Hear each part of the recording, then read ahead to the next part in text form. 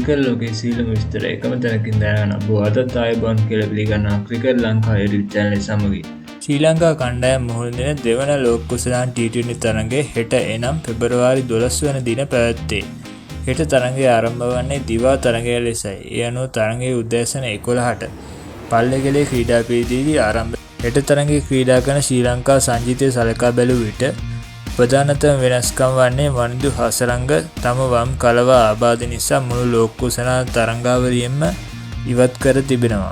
ඒ අනුව හෙට තරඟය වෙනුවෙන් දුෂාන් හේමන්ත කණ්ඩායමට කැඳවා තිබෙනවා. ඒ අනුව හෙට තරඟයට බොහෝ දුරට ක්‍රීඩා කළ හැකි ශ්‍රී ලංකා සංජීතය මෙසේ. පැතුම් නිස්සංක, කුසල් ජනිත්, කුසල් මෙන්ඩිස්, පවන් රත්නායක, කමින්දු මෙන්ඩිස්, දශින් ශානක, තුනිත් වෙල්ලාලගේ, දුෂාන් හේමන්ත, දුෂ්මන්ත ජමීර, මහේෂ් තීක්ෂණ හා මතීෂ බතිරණයි.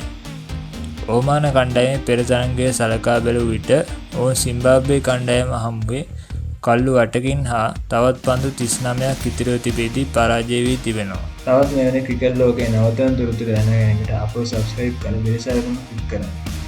ඒ වගේම ඔබගේ වටිනා අදහස් පහලින් කමෙන්ට් කරගෙන යන්න අමතක කරන්න එපා.